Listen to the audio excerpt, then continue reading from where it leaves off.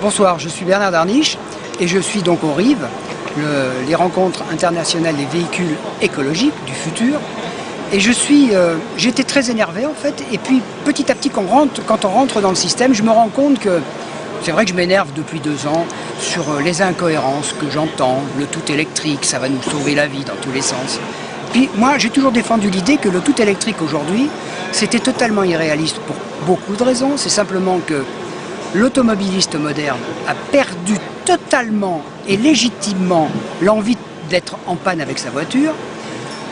L'arrivée de la voiture électrique, avec le peu d'autonomie qu'elle a, et puis les fluctuations d'usage de sa batterie qui n'est absolument pas maîtrisée, différence de température en plus, en moins, etc., on arrive à des autonomies qui vont forcément, à un moment ou à un autre, amener les gens à tomber en panne d'électricité, avec des temps de recharge qui sont inacceptables.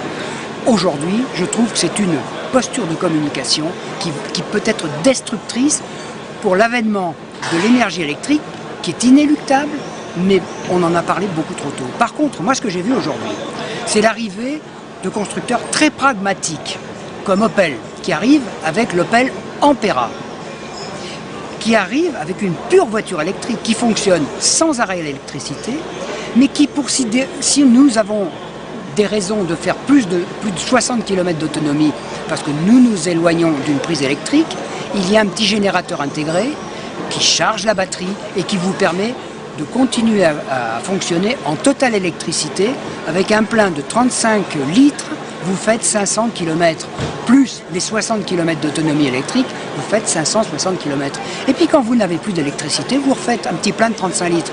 Donc là, je trouve qu'il est très judicieux d'apporter un concept de telle manière à ce que les ingénieurs continuent à travailler sur l'électricité, sur les batteries, sur les recharges, le temps de recharge, et qu'on puisse déjà commencer à rouler avec une voiture électrique sans avoir cette épée de Damoclès au-dessus de la tête, cette peur de la panne qui est insupportable pour tout automobiliste. Alors, ce qui vous énerve aussi un petit peu, c'est que vous savez ce qui se passe dans d'autres pays du monde, et c'est très concret, et malheureusement, en France, il y a des décisions qui ont un peu de mal à se prendre. Oui, mais ce qui m'énerve, en fait, c'est qu'on a des réponses techniques.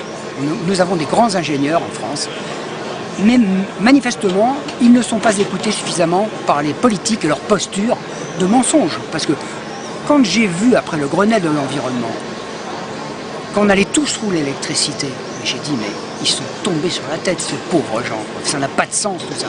La technologie aujourd'hui ne nous permet pas d'envisager, sauf cas particulier, véhicules urbains très recentrés en usage totalement urbain, en autopartage, pour atténuer le coût de fonctionnement des véhicules électriques en termes de batterie et d'investissement. Mais pour les gens qui viennent du travail et qui vont le soir avec leur voiture et qui partent aussi en vacances et en week-end, c'est un non-sens total. Oui, j'aime bien votre approche de la mobilité.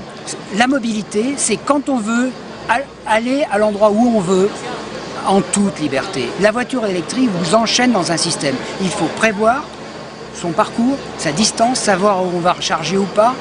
Ça n'a pas de sens.